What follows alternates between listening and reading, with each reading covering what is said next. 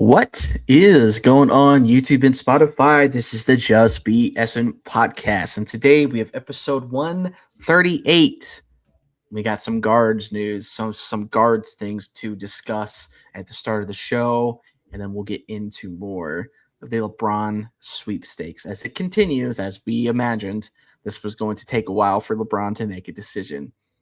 Hopefully, when we drop this, it doesn't come out and we get to have a little bit of a break. so we don't record this and then he comes out tomorrow on Friday and says, "Oh, I'm going here." Because that's going to be LeBron and it's going to be our luck. But hopefully that doesn't happen. And hopefully we get a little bit more of a break. And hopefully next week we can break it with y'all. But until then, the sweepstakes continue. So, Andrew, obviously we got a lot to talk about. But before we get into everything, why don't we give a quick shout out to the sponsor, the boys at Effortless Wins. Yeah, guys, check out our sponsor, Effortless Wins, for sports betting advice and plays. To boost your wins, talk to Tony or Greg. The links will be in the description of Spotify and the comments on YouTube. Go just BS at 26 for the discount. Guys, World Cup ending in about a week or two. So, still time to play some World Cup bets. Obviously, baseball, we got a lot of action going on. All-Star break starts, I believe it's the 10th or the 11th, starts next week, actually. Now that we're looking at it, starts next week, with the 13th being the Home Run Derby, the 14th being the actual All-Star game itself. So, and I'm sure you can place bets on those as well. So again, get ready for some All-Star weekend or All-Star break actions for MLB. And there's so much more sports to come. I mean, obviously, there's a lot of tennis right now. I think there's a lot of golf still going. So, guys, it's time to lock in. This is a summer to start winning and growing your bankroll and growing your money. So, please check out our sponsor, Effortless Wins. Talk to Tony and Greg. I think today's also Greg's birthday. So, make sure you wish Greg a happy birthday. Yes. 33 years old. So, talk to Greg. He's going to get you right. Yeah, and you said it last week too. Like, he's been back now, after being gone for a little bit, and he's hitting the ground running. Like, he's been hitting on a lot of bets. So, this guy knows what he's doing. He's made plenty of money doing this. So, absolutely check these guys out. They know what they are talking about. But honestly, as we say every week, bet responsibly, be smart, be of age. And have fun with it, but have your limits and do things right. As my Jesus fell. Whoopsie. Jesus Christ, dude. I'm trying to get my little Jesus guy to come out. Here we go. I love him.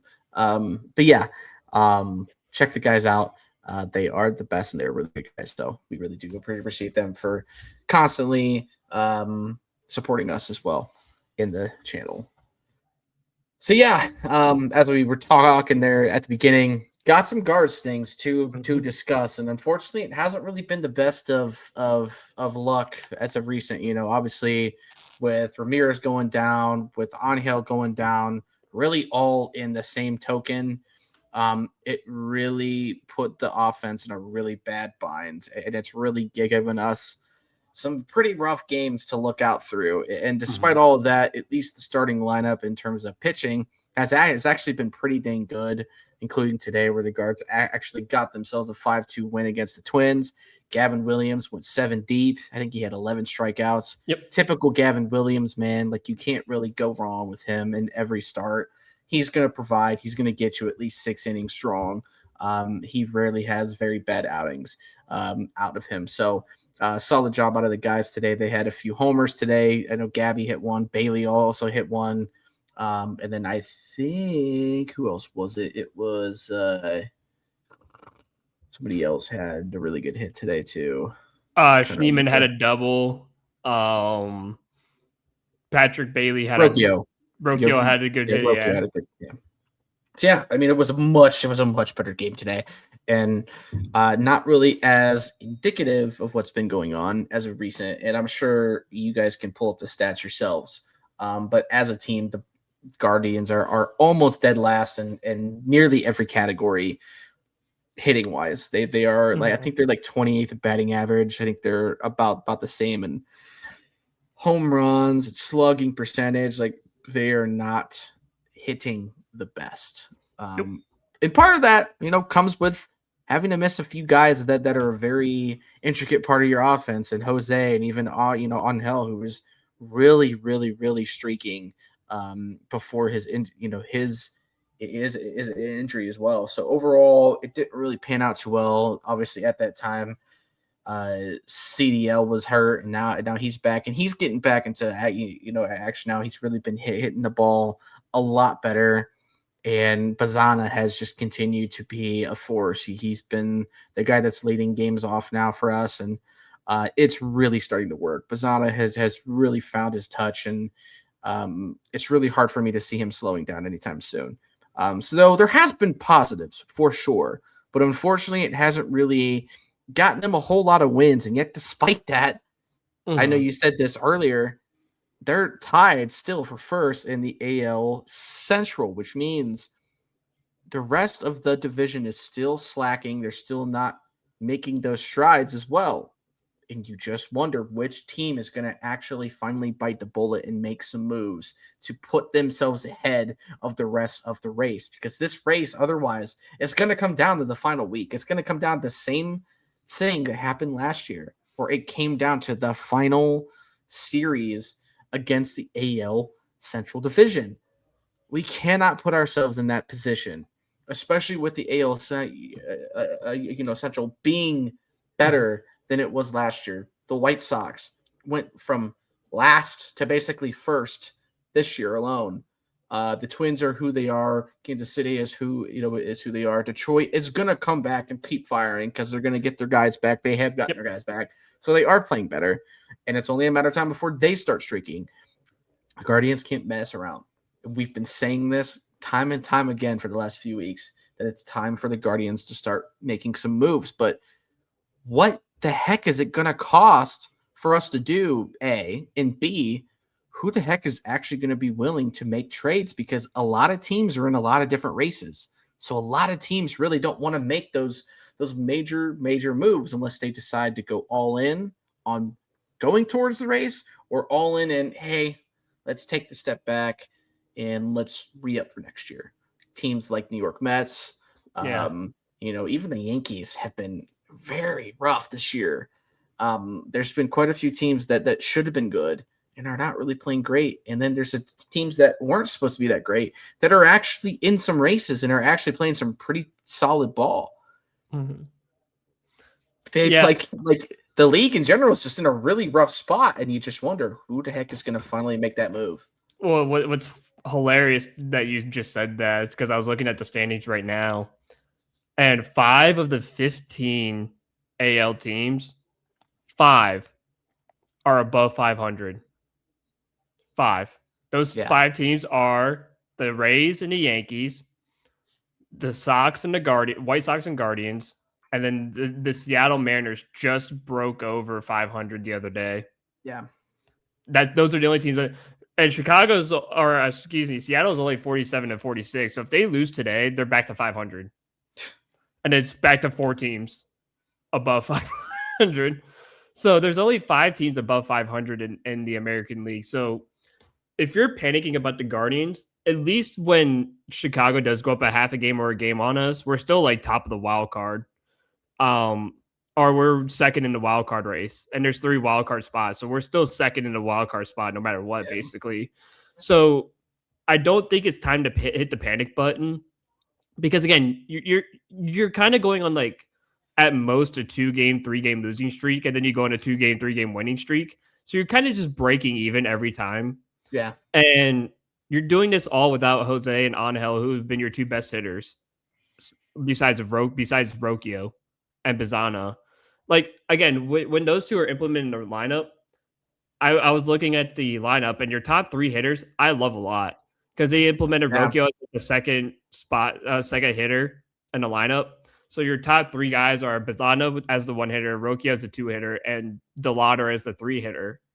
And just having those guys in the top 3, and then you could put maybe Jose as the cleanup spot and put Angel as like the 5th, or you kind of just slide everyone down and you put Angel as the leadoff, because I think Angel was doing really well as a leadoff hitter before he got injured.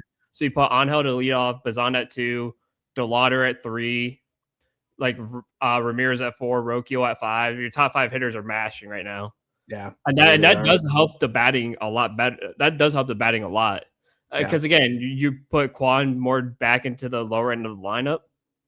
And Quan has actually been doing quite well at the tail end of that lineup. He's starting to pick up the bat a little bit. His OPS jumped from like 507 to now 607. So his OPS went up 100 points in the last few weeks. So he's starting to get on base more. He's starting to hit the ball better. I think for a while, I think up until like yesterday, he was on like a 9-game hitting streak or something. So you're starting to see glimpses of the old Quan starting to slowly roll back into the season, which would be massive. If you can get old Quan back, that's going to be huge for this lineup, and that's going to change a lot of things.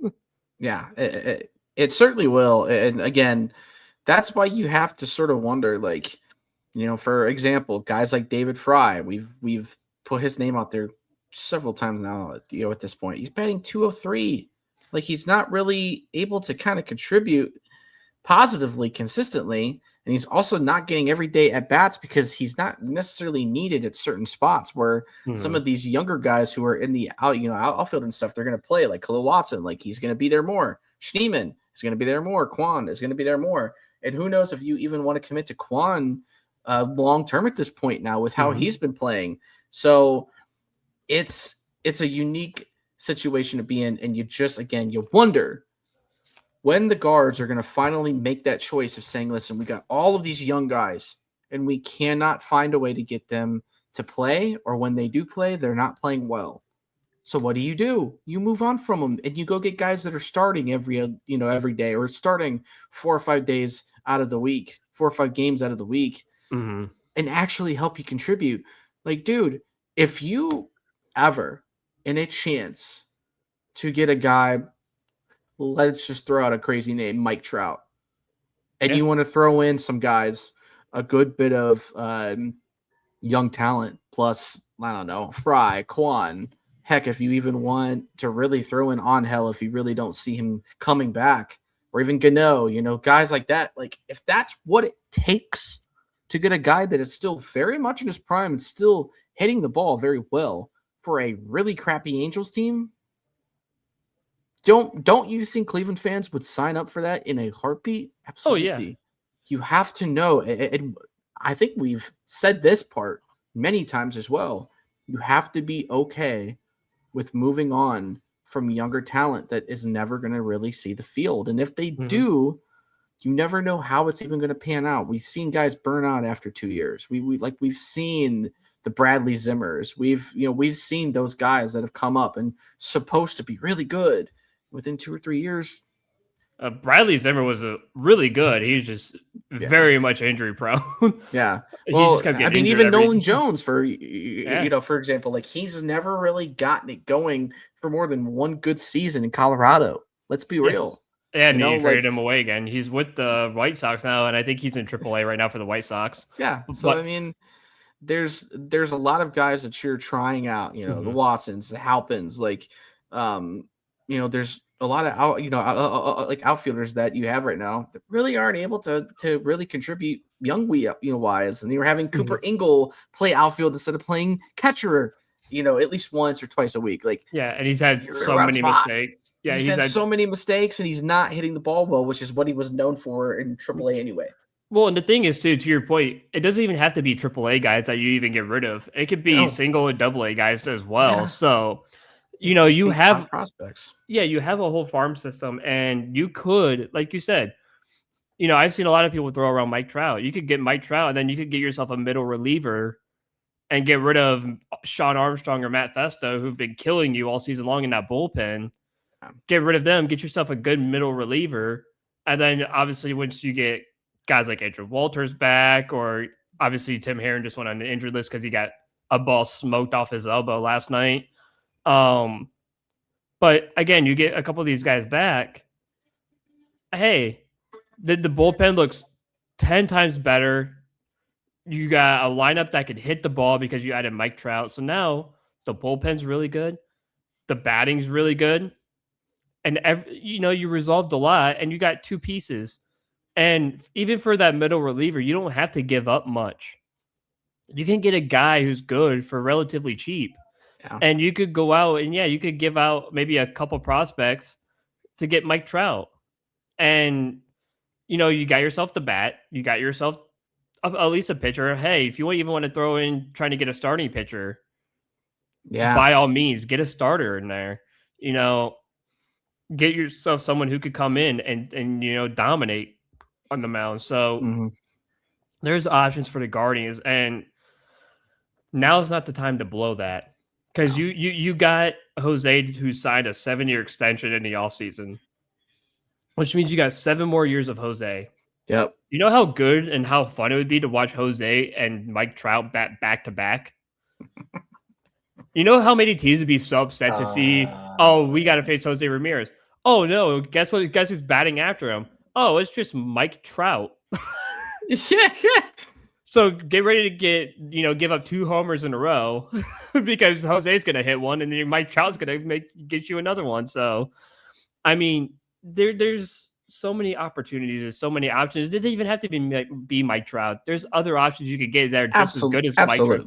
So, I mean, I've seen people throw down, hey, how cool would it be to get rid of Gabby Arias to get Francisco Lindor back? Yeah, exactly. And then you got Lindor's, because again, even though Lindor's been kind of in and out with injuries this season, he's still batting like at 800 OPS. And he's still batting like 260. So he's still hitting the ball very well. Mm-hmm.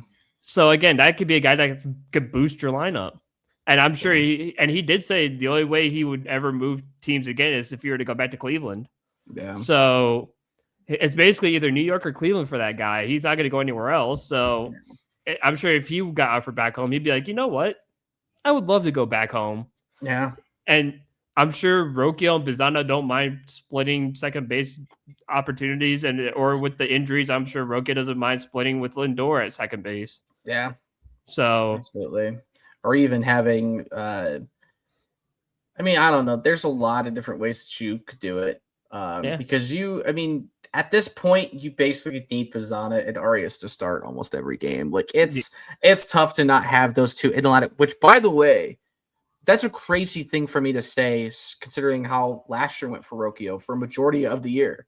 Like we were talking about him the way that we talk about Gabby, or that we talk about Fry, or even Quan. Like he was struggling, or even Bo Naylor. Like Bo Naylor's in the same spot that he was basically in, except Bo hasn't gotten a chance to come back up yet. He just hit a grand slam 5 minutes ago, 10 minutes ago. So I mean, you're getting to that point where you're like, man, we didn't think that we were going to say that Roquio was an all-star this year. Bazana obviously is an all-star this year. Like those guys are legit. One. I mean, yeah, he should have been one, but unfortunately he wasn't. But Bazana was, that was an pretty easy vote in my opinion, considering second base is kind of rough this year, I think, in the AL in general. Yeah. They say all the second basemen in the AL are trash. And like Bazana's just been hitting the crap out of the ball. He's been consistently hitting very, very well. And so again, like you have the slugging ability. I think the thing that's really hurting you in the infield right now, at least consistently, has been first base. Now I know Hoskins hit. I think he hit one yesterday. And I know he had another pretty good hit. I think today was one of the two. But Manzo strikes out a lot. Like, and I mean a lot. And even him, like, if he's gonna get a hit, it might be a double, but he hasn't really been hitting too many home runs. And he was a guy last year that, at least with Ramirez, was the only other guy that you could see hitting a home run. So Manzo's in a weird spot now. So I think first base would be a thing to look at, maybe. But I think outfield is but I think your biggest need is probably outfield. Now, once the ladder gets fully back and they feel good about having him go back out and play out, outfield, I think then that helps. Like I think that helps you out a lot. Because then you don't have to force him to play DH. He can play in right field, or playing left, and then you can kind of move around. And then it, helps you avoid having to play some of the young guys like Khalil Watson, who actually has been doing pretty well. I've been pretty impressed with Watson. And that's a Mhm. guy that you have been calling for a while anyway. So to see him come up instead of guys like Armstrong and, even Halpin has been kind of meh.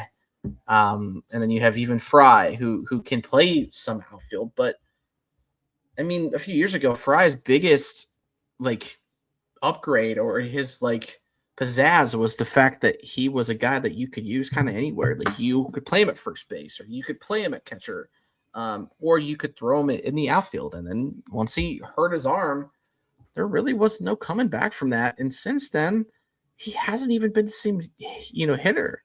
So like, you got to start thinking about getting rid of some of these guys that aren't contributing to your lineups, and yet you're still trying to force them in it. It's just not working. And I think that is where it's either the fault of Vogt or it's a fault of the guy above him that's trying to make all of those decisions, aka Chernoff. One of the two, if they keep this up, are going to get canned, especially once new ownership comes about for good, because they're not going to keep up with it. And Vogt's gotten a lot of heat from a lot of people lately. Like people have not been impressed with Vogt and his in-game choices. I mean, even today, he had a pinch hit thing where I think he went from Khalil Watson to pinch hitting David Fry to then putting in Halpin. I'm pretty sure is what that was. Let me look, because I saw that in the lineup when I was looking at it. Yeah, so Watson wasn't right. Then they pinch hit David Fry, who struck out, and then they put Halpin back in, who didn't do anything. But how he's hitting 167? Like, what is Halpin even doing? Is he even swinging the bat? It's like He just got called up again earlier or yesterday. He just got called up. well, quit calling him up. How's that? Like, let's just quit calling him up. Like, it's time Yeah. to put that one to rest. But even with Gabby, like even though Gabby hit a home run today, he struck out twice. Rocchio struck out 3 times technically today, but he still had a hit and two ribbies. So it's like even if you strike out a few times, as long as you're actually getting on base, like for example, Kwan, you said he's been getting better about getting on base. He didn't have a hit today, but he had a run. He got 2 walks and he struck out once, but he still contributed at the bottom of the lineup. Yep. And obviously Rocchio has been at the 2 spot right now, so his bat has been more utilized up there because of the lack of scoring that that we have had. But he's been at the bottom of the lineup for almost the entire year, and he's been terrific at the 9 spot. So maybe Quan can actually do some good things at the bottom of the lineup there, especially if he can finally get back to form.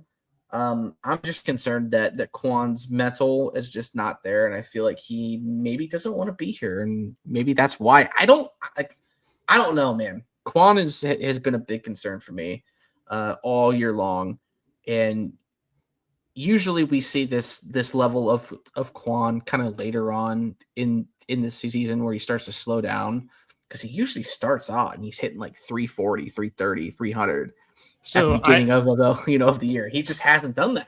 I have Quan splits. So in March, he started off the year in March 292 with a 679 OPS. Then April he batted 202 with a 582 OPS. May a 188 with a 565 OPS. June last month 224 batting average with a 539 OPS. July, I know we're 9 days into July. 375 batting average with a 1,125 OPS. Mhm. So obviously that's 1,125 is considered elite.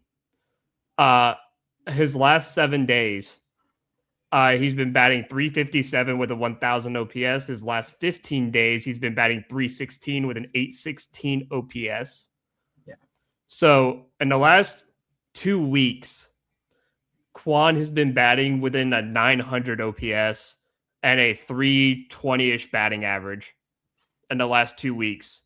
Yeah. And in the month of July, he's been batting well above, like I said, 1,125 OPS and a 375 batting average in the month of July. So he's starting to get hot, and he's starting to get hot at the right time. I mean, he, like I said a minute ago, let's see, he was coming into this game and he had a 1, 2, 3, 4, 5, 6, 7, an 8-game hitting streak Yeah. before it was broken up on Tuesday. And then he got a hit yesterday. Yeah. And then obviously it's broken today because he had 2 walks and a strikeout. But again, those 2 walks are very crucial because he's getting on base. Yeah, exactly.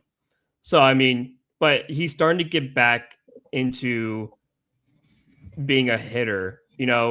Before it was a bunch of zeros across the board with maybe an occasional multi-hit game. Yeah.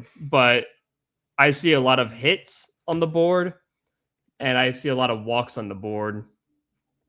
And he, like I said, if he got a hit in those 2 games, he'd been on like a 10 or so 11 game hitting streak right now.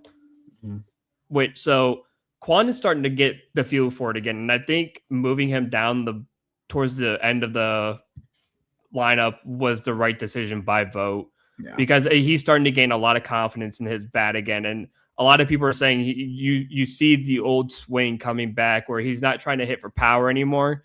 He's just trying to get the ball in play and just get the ball through the gaps like he used to. Yeah. So I think everyone's like, or the hitting coaches were like, hey, listen, just go back to what worked. Go back to the old Steven Kwan and what worked. I don't care if you hit less than 5 home runs a season. Etrio was that kind of guy where he barely would hit 5 to 10 home runs a season. But you know what he did well? Got on base. He got hits. He got you hits, and that's all that mattered. Yeah, he was the master of getting singles for sure. Yeah, he wasn't no home run hitter. He was just a guy who was great at getting on base. Yeah, so getting contact, really. Just get the bat on the ball and just get on base. That's all we ask of you. We're not asking you to hit home runs. We tried to get you to hit for power, and it was working last year for a little bit. You're starting to smash the baseball. Yeah. But we don't care about that anymore. We care about just you being Steven Kwan, bunting the baseball and getting on base with, your bloop singles and your line drives and your ground balls through the gaps. That's all we care about. Exactly. Yeah, I mean that's all you need. Like, in general, the guards just need to go back to playing guards ball like they did today. Like, they didn't necessarily need all of the power, but like when you get plays like Rocchio had today, where he, just rips one right down the third base line and he's able to just drive in 2 runs because it's a really nice hit ball. That's typical guards ball. Like that's the stuff that we have been used to as fans. Yep. So the power is going to come back once you get Ramirez and once Chris DeLauder gets back into motion. It's really unfortunate that guys like, Hoskins or even, he did. I think he had one early on because it was tied. It was tied 1-1, and then he smacked one to right field. Yeah, Chase DeLauder hit a home run today, and then he also hit one like a couple of days ago. So that you're starting to see the power starting to come back for Chase DeLauder. Yeah, he's coming back. Like that little cracked rib thing was it sucked for him, but he wasn't out for too long, and I think it helped him kind of get some time to kind of rework his swing a little bit because he was starting to struggle a little bit with his lack of power. Like he was trying to force it, I think, and now I think he's getting back to just being like, you know what, let's just hit the ball, and if it goes out, it goes out. But I'm not focusing on just hitting bombs. I'm more worried about, hey, let's get on base and let's drive in runs. And I think that's what guys like Manzo have to get back into, like he was last year, because Manzo would hit doubles constantly. Yeah, and he would drive in a lot of runs, and it's not been working for him. And I don't know if it's him playing first base more or what, but whatever it is, it's been really rough on him, and I need him to pick it the heck up. Otherwise, it's going to be a rough time for him. So this is interesting. Before we move on real quick, I was looking at an article from Jeff Passan, and he has, as called MLB Trade Line or MLB Trade Deadline Edition Top Contender Moves or whatever. And he passes top moves for contenders. And for the Guardians, he has weakness as outfield and power.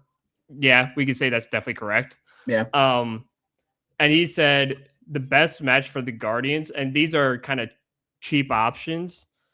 It could be, the best match would be Mickey Moniak, outfielder for the Rockies, who's batting like 285 with like a 906 OPS. Or the dream match would be outfielder Garrett Mitchell from the Brewers, who again is batting like a 275 with a 870 OPS, whatever. And Yeah. he said the Rockies aren't certain to move Moniak. He has another year of club control left. Same with the Brewers aren't shopping Mitchell, or the Brewers may not shop Mitchell. Though they have obviously guys like Jackson Cheerio, Lara, and then Sal Frelick, plus Jet Williams and a couple other guys that are big league ready. So they may not, and at the end he said Cleveland has a good enough farm system to tempt the Brewers into maybe moving Mitchell because of all the different outfield pieces that the Brewers have. It could potentially come up from their farm system too to be out. So you could tempt the Brewers into maybe giving up Mitchell to come here, and then that solves the outfield / maybe power. Well, it doesn't solve the power piece essentially, but at least solves the outfielder and a guy who could hit the baseball at least. Yeah, I mean that's what we need. Like, I feel like the power will start to slowly come back, but yeah, we just really need guys that are going to get on base and drive in runs. Like that's just how the Guardians make their bread, and it's the only way that things are going to get better is if they get back to that more than anything. Mm-hmm. So yeah, we'll see. I mean, I know we talked a little bit longer than we probably wanted to about the Guardians, but at the same time, there's a lot to ramble about, and it's also very frustrating to watch this team night in and night out and have like very inconsistent nights where, like, tonight they played great, but again, it's the Twins. Like, I feel like we always do pretty well against the Twins and even the White Sox. Not this year. Man, oh man. Yeah, not this year though. We only won 2 games and like 8 against the Twins so far this year. Yeah. I need Manzardo to do better, and I know I'm not personally the only one that has been very critical of Manzardo. Ralphie Velasquez in AAA is on like a 28 game on base streak for the Clippers, and he's a first baseman. Yeah, it must be nice. Manzardo needs to go back down to AAA and rework his swing because his at-bats have been horrible. They've been terrible. Absolutely terrible. But, yeah, that's pretty much all that I got on the Guardians. I don't really need to discuss them anymore. Otherwise, I'm just going to get annoyed. And I'd much rather discuss the Cavs a little bit because, obviously the LeBron watch is still going on. But I think before we shine a little light on that, we also need to shine a light on the current Cav, the current all-star and leader of this basketball team. Donovan Mitchell signed a 4-year extension, which basically saved the Cavs $80 million more. Yep. Despite how massive this contract still is, he is going to be owed over $70 million by the end of his contract here, which means he will be 34, 35 years old, making $70 million a year. So that part isn't going to be fun. But it does prove that the Cavs are still very much in that sort of win now mode, as they should be. And I think this is also a bigger commitment to, hey, like, I'm all the way down to get a guy like LeBron. Like, I'm all the way down to get it. And knowing that Harden hasn't signed yet is kind of waiting for that domino to come down. And I think that's a major, major factor in all of this. Yeah. So, but I know Donovan has gotten a little bit of heat, and even for me this year, like, Donovan had a really rough playoff run, and who knows why, to be honest. But I think we do still need to shine a light on the fact that he actually wants to be here, and that he's been very, very open about, hey, I love Cleveland. Like, I don't have intentions of leaving. Like, I don't want to. And I think that, again, is a very refreshing for us as Cleveland fans in general, because the only other guy that we can kind of point to that is Jose. Like, he's the only guy that is committed to a Cleveland team long term like that. And has actually shown that he genuinely wants to be here. Um, I guess the only other guy that you could put in that, that realm is guys like, Verjao or, something around there. Other than that, there hasn't really been like an athlete that at least we have seen in our generation that has consistently been like, yeah, like I F with Cleveland and I want to be here long term. So for that, like, to Donovan, I definitely say thank you. And we obviously appreciate his efforts and his ability to still raise this team up and still be a playoff team. And to now move into the LeBron sweepstakes, I think even at LeBron being in his 40s now, if you add LeBron to this basketball team, even if you end up getting rid of, say, a Jared Allen, or if you get of Max Strus and Schroeder, you're still putting yourself in the top 4, top 3 in the East conversation. Even again at LeBron's age, you're getting 20 points a night from him for the most part, and you're still getting a guy who can hit threes, who can still run an offense. It sort of take that part of the load off of Donovan and even James, and also heighten and elevate guys like Mobley, and also be a leader. I mean, of course, count us in. But now you got another domino effect to all this. Some of the rumor mill that we've been hearing is Draymond Green has been a name that's been thrown out that if LeBron comes to Cleveland, I think LeBron wants to have him tag along, which is unique because Draymond was a part of that serious dynasty in Golden State, and they were once arch rivals. I mean, you talk about 2016. The reason why Draymond got suspended for Game 5 was because he basically kicked LeBron in the nuts. like, that whole rabbit hole goes deep, and yet him and LeBron are tight. Like, and I think Draymond has a ton of respect for LeBron, and I think it goes both ways. The one thing that we've always kind of barked at when it comes to the Cavs is their lack of leadership within the player base. Besides Donovan, who I still think Donovan is a very good leader. I think he's very very misunderstood or very misrepresented overall to the public. But I think a lot of those guys in the locker room genuinely do appreciate Donovan, especially after last year. I think Donovan took a lot more on his plate than he should have needed to because of all the injuries, the Garland stuff. I think it still kept that team afloat despite all of the struggles that they had early on before they made the James Harden trade. And when they made that trade, it really popped that team into action, and they were like, oh crap, like, we got a chance to do this now. Like, now this team feels good. And now you're in a position to get the greatest player of all time, even at his age now, to get him for one last shot, one last ride would be the biggest story ever. And I know Miami is a contender here for this, and I know even Golden State is probably still in it, even Philly, but it just doesn't make any other sense other than LeBron coming to Cleveland at this point. And whether you keep James Harden or you trade James Harden and you get a guy like, I don't know, Kyrie or somebody within that caliber, another point guard that could further solidify this team. I mean, you're talking about a really, really, really good basketball team. There's a lot to analyze there, and there's a lot to unpack. So I know that we've kind of, already gotten our opinions last week about it and how we feel that LeBron should come here, and I think he will. And a lot of the betting odds currently have the Cavs basically at like 51% to land him. Like, they are the heavy betting odds, as they should be, because LeBron's been in, Akron and Cleveland. I know Buckets, which is his new place out in Akron, his new restaurant. He was there not too long ago getting dinner with everybody, and now he's in Puerto Rico with Cavs assistant GM Brandon Weems, who's basically his brother. And they're out doing their thing.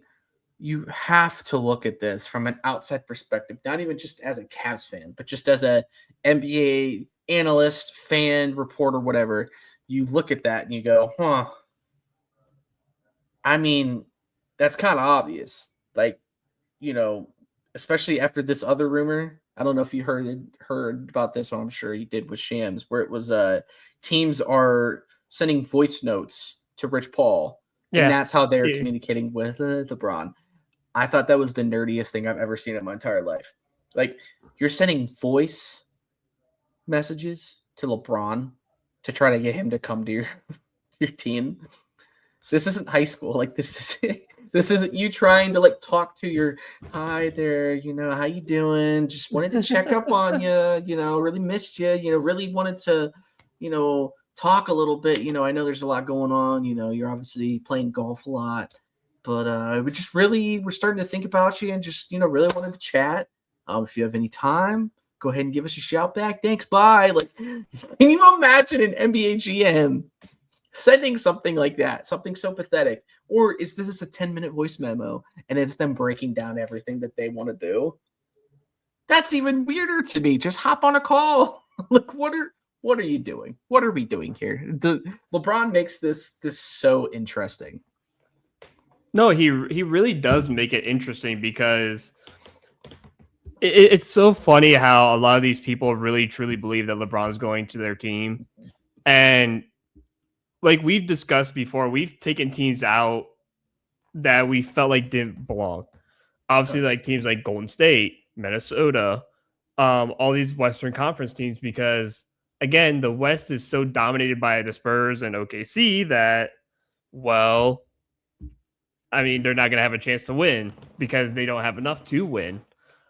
But the three teams in the East that are heavily favored are obviously Miami, Cleveland, and Philly.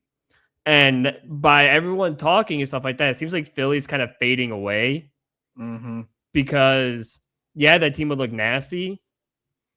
But then you got concerns of injuries with Joel Embiid. You have other concerns of what happens if that team were to underachieve. So there's a lot of concerns hanging around Philly. And the only two teams that do make a lot of sense are Cleveland, Miami. Obviously, he won 2 titles in Miami, one in Cleveland. Two teams that heavily loved LeBron. The fan base is, well, actually, Miami kind of hated LeBron when he left. He came back. But the one true city, and again, we're not saying this because we're Cleveland fans. The one true team that makes the most sense is Cleveland. Number one, you have the documentary. Makes the most sense to come home and retire at home. Number two, he's always said he's wanted to retire a Cavalier. So it makes sense there. Number three, an open roster spot for Bronny. Obviously, you can bring Bronny on whatever small salary you can bring him on, and he'd come and play with his dad in Cleveland. Yeah. And no one said you had to play him. But also, too, when when the Lakers came to town, Bronny had his first couple points.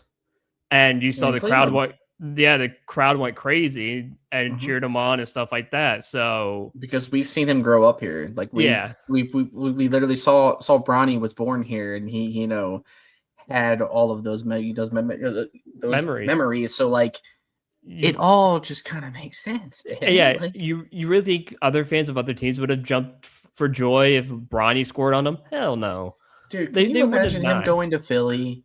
And even if LeBron plays well in Philly, if he has one bad game, those Philadelphia fans are going to be brutal.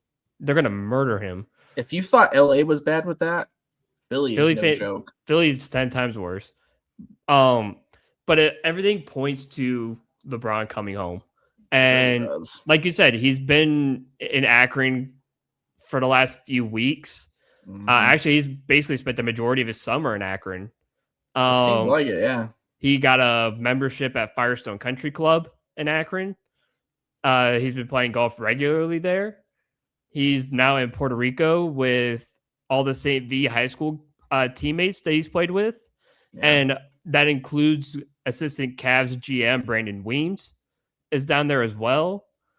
He's got Draymond down there, and people are saying maybe he's recruiting Draymond to come to Cleveland. So, And you talked about the voice notes with all the teams giving Rich Paul voice notes. Brandon Weems is there with him right now as we speak, talking to him in person, playing golf. So we don't need to send a voice note. We have an assistant who he's played basketball with, LeBron. So dude, could you imagine if Brandon Weems is hearing like all of those voice memos too? Like, can you imagine hearing him being he's like, God, these guys sound like really little babies, man. We want you. Like, I think that gives the Cavs a lot of leverage. 100%. So, and the thing is, and you mentioned it earlier, Donovan took 80 million less. James Harden said, "I will not sign until LeBron signs here, and then you can give me whatever you want, basically." So James Harden's willing to take a massive pay cut to bring in to bring LeBron James here, as well as other pieces to help this team win. And someone mentioned it the other day to me. Not only could use that leverage, and with Donovan Mitchell signing an early contract, it gives you the free reign to flip Evan Mobley, basically, and get a massive haul from Evan Mobley.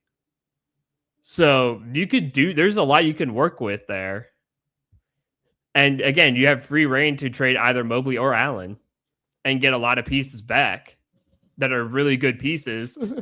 Yeah. So the Cavs have all the leverage. And as far as I'm aware, Miami can only give LeBron like $5 million anyways. They could basically only give him the vet minimum. They have no money.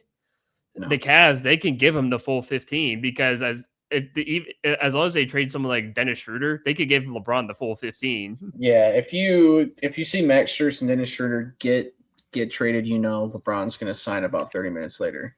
Like that's pretty much been the current rumor from Windhorst and Shams. Like mostly Windhorst has been on that boat. But it makes sense because Strus is a guy who's unfortunately, as good as he's been and as fun as he's been injured. Hurt.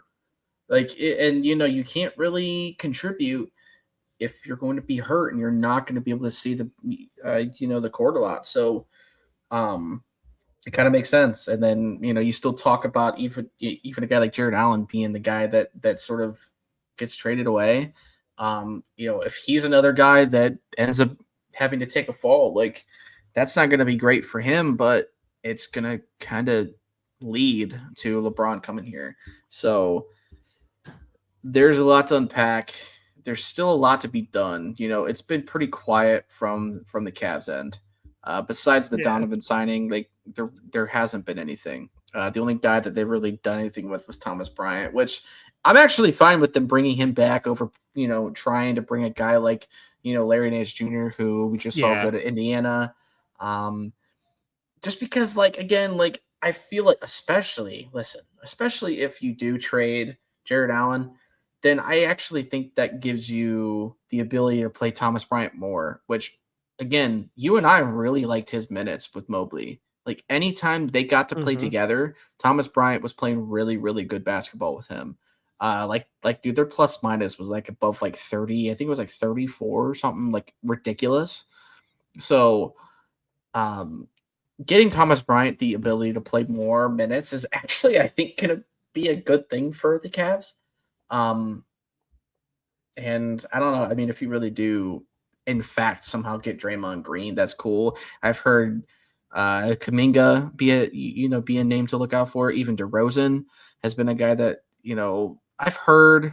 I don't really think DeRozan would fit, but at least he's a scorer. I would be okay with him coming here if it meant that he wasn't going to be a starter, though. Yeah. Like I would need DeRozan to come off the bench being the sixth man and really coming into that next unit and just giving just a bunch of scoring. But that's also kind of how Kuminga would be. Like Kuminga would have to come off the bench. Like you're not really doing anything in that starting lineup with LeBron there unless you're starting LeBron at the 4 and Mobley at the 5 and then having him be a 3 or vice versa. But it doesn't really give you that height. So there's several rumors going around, and yet the Cavs have been pretty stagnant. They've been pretty poised, and they hold a lot of power in their hands because Really, LeBron does, because once LeBron makes that decision, I think the rest of the NBA is finally going to Yeah. follow, because it started off hot, with the Jaylen Brown trade and stuff, like all of that happened, and then you're like, okay, what's next? And then all of a sudden LeBron's like, hey, I'm not coming back to LA, like I'm good, peace out. And then the NBA world kind of halted. It said, Yep. oh, wait a minute, okay, and then obviously Jaylen Brown went to Philly, and then like, okay, like now they become a team that LeBron could choose. Because had Philly not done that, I don't even think Philadelphia would be in a conversation at all. No. Like, and to be honest, I'm gonna say this now. Like, Jaylen Brown, it's not like he's been the most healthy guy ever, too. Like, he had a great year last year, but it wasn't enough. Even when they got Tatum back, they didn't do anything in the playoffs. They got first rounded by the team that he just got traded to, which is even the most wilder thing about that, to be honest with Mm-hmm. you. I think that's hilarious. I think he fits better on Philadelphia, but you still don't. You're still not going to get anything out of Embiid. Like, Embiid is not going to be able to make it through a full season. He is too injury prone. You cannot trust him. And even Maxey has had some trouble with injuries. They're kind of a wild card. Like, they can either be really good or they can have struggles because of injuries. It's Yep. going to be one of the two. And I think LeBron wants that consistency where you're not really going to see that with a lot of guys in Cleveland. The only guy that really gets that issue, I guess, is Mobley. Like, he'll sprain an ankle or he'll have that calf thing that he had last year, but he played through it. And you can make an argument that like Mobley had probably the better playoff run for the Cavs this year. I think he was one of the more consistent guys every night that would come out and give you 15 and 10 a night, or at least 15 and 8 a night, and shot the ball much better. I mean, you look how well he shot the three in the playoffs, and even towards the end of that season, Mobley turned it around a lot after he finally got healthy. Because he was shooting, I mean, his worst percentage from three I've ever seen. I think it was like 20 something percent at one point. It was like 29% from Mm-hmm. three.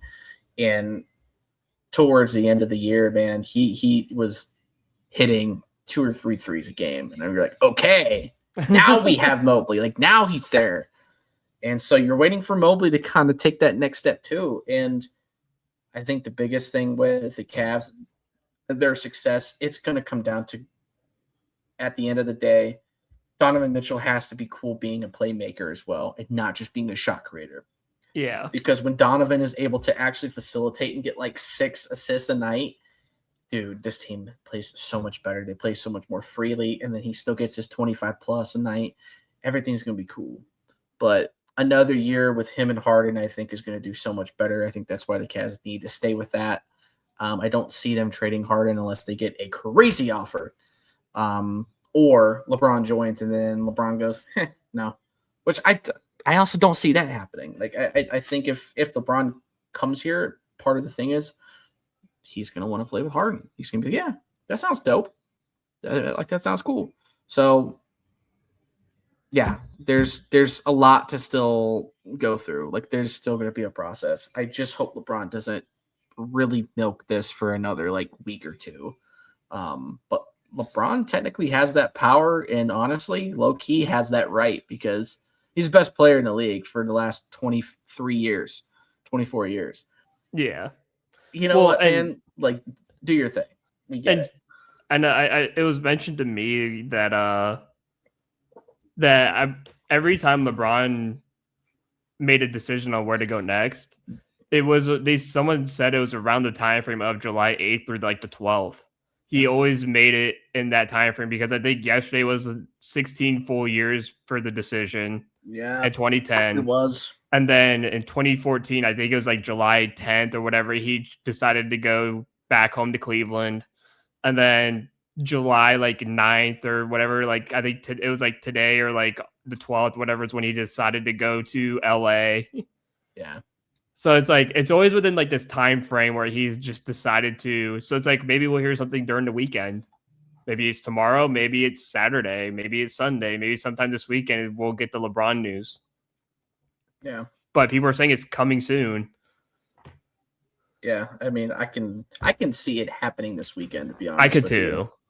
Like, I can see it. I kind of hope for our sake for the podcast that it doesn't. But of course, if it does pop off, well, I'll one of us will post on TikTok. Like, Or keep out both. We on could do a both reaction. yeah. So I mean, either way, something's gonna go out. Something's gonna give. So I can't wait for do him not to worry about that. I can't wait for him to declare that he's going to like Utah or some shit to play with Laurie Markkinen.